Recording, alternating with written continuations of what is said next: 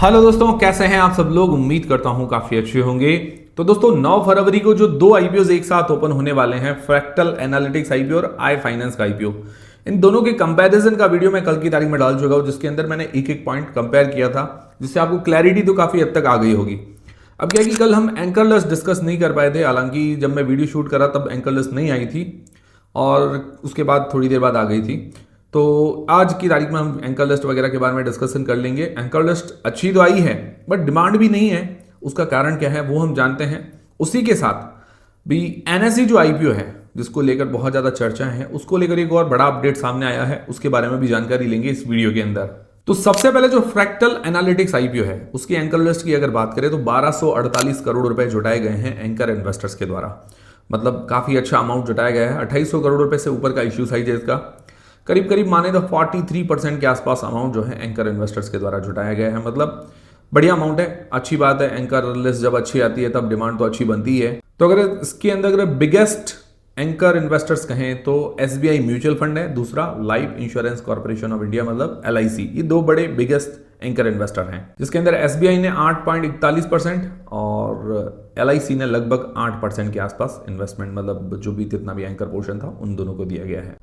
तो उसके अंदर अगर म्यूचुअल फंड्स की बात करें, जो इंडियन इन्वेस्टर्स म्यूचुअल फंड्स होते हैं, उसके अंदर एसबीआई बड़ा नाम है, फिर ICICI, Motilal Oswal, UTI, trust mutual fund, Baroda PNB, Invesco, Sundaram, abacus, union, इस तरह के म्यूचुअल फंड हाउसेस शामिल है।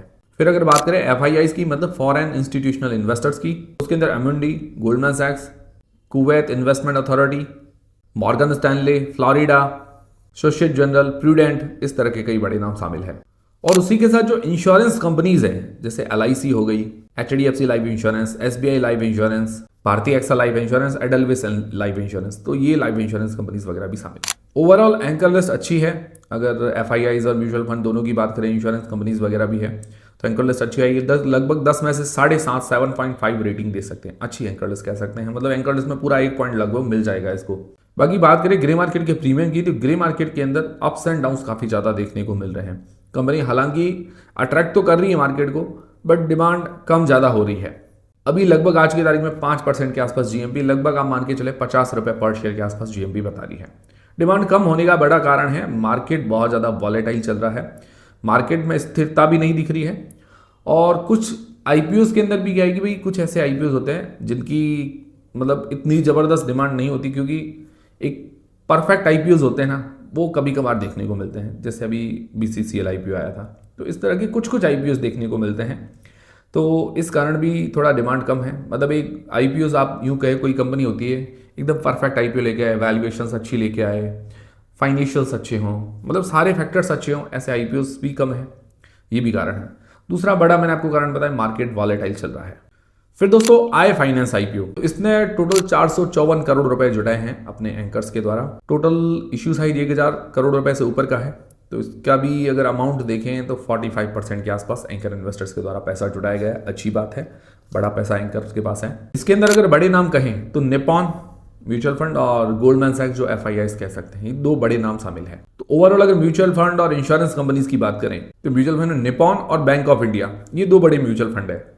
और इंश्योरेंस कंपनी की अगर बात करें तो एचडीएफसी लाइफ।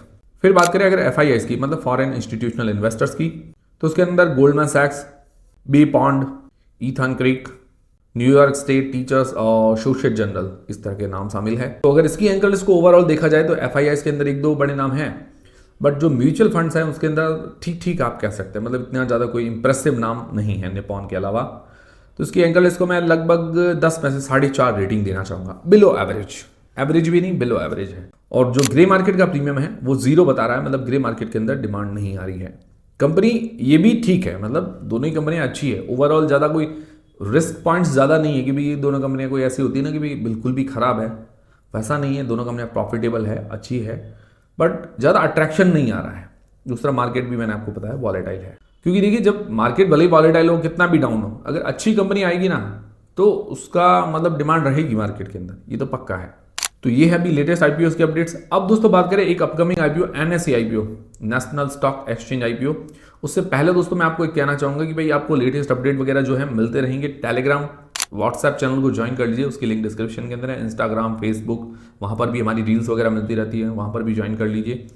और डीमेट अकाउंट वगैरह सबकी लिंक डिस्क्रिप्शन के अंदर आपको मिल जाएगी। तो एनएससी आईपीओ को लेकर बड़ा अपडेट ये आया है कि जो एनएससी आईपीओ को सबसे पहले तो एनओसी चाहिए थी, नो ऑब्जेक्शन सर्टिफिकेट सेबी से चाहिए था, वो लगभग 30 जनवरी के आसपास इनको मिल गया है आईपीओ लाने के लिए।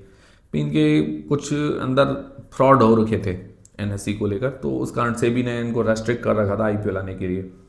अब सेटलमेंट जो भी हुआ है, पैसे देके जो भी सेटलमेंट वगैरह किया है, उसके बाद 30 जनवरी को इनको मंजूरी मिली है, आईपीओ नो ऑब्जेक्शन सर्टिफिकेट मिला है।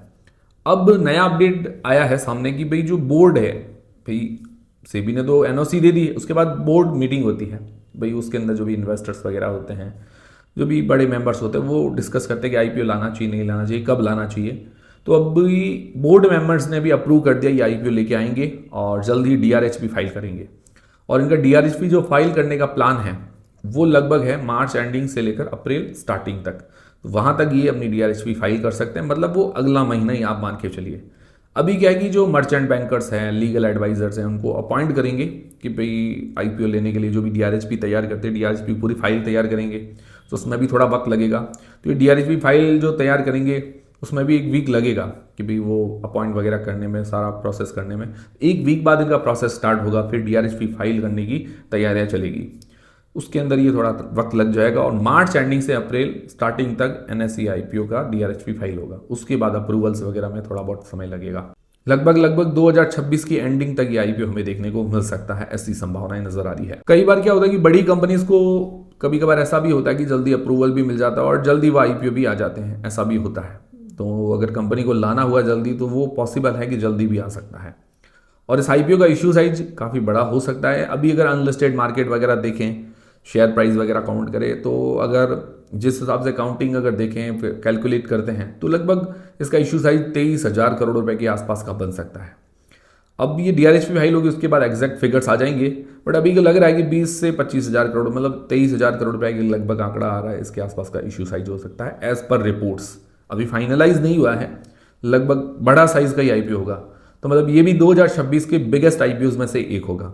बिगेस्ट मतलब यूं कहते हैं कि अगर जियो टेलीकॉम आईपीओ आया तो उसके बाद यही आईपीओ हो सकता है बड़ा। बाकी आईपीओ भी आएंगे जैसे एसबीआई म्यूचुअल फंड वगैरह, वो थोड़े से छोटे होंगे, ये बड़ा हो सकता है। और ये आईपीओ पूरा का पूरा ओएफएस होगा, ऑफर फॉर सेल। बाकी जब आईपीओ आएगा तब हम डिटेल में डिस्कस करेंगे। काफ़ी चर्चाएं हैं, काफ़ी डिमांड भी है इस आईपीओ की। और अभी कोई अपकमिंग आईपीओ की डेट्स अनाउंस नहीं हुई है, अभी 2 आईपीओज हैं, बाकी मैं आपको लेटेस्ट अपडेट प्रोवाइड करवा दूंगा। कल की तारीख में अभी आपको अपडेट मिल जाएगा। तब तक के लिए हमसे जुड़े रहिए। उम्मीद करता हूँ हमारा वीडियो, हमारी जानकारी आपको काफ़ी पसंद आई होगी, हेल्पफुल रही होगी। हेल्पफुल वीडियो को लाइक जरूर करें, चैनल को सब्सक्राइब कर लें। मिलते हैं दोस्तों अगले वीडियो के अंदर।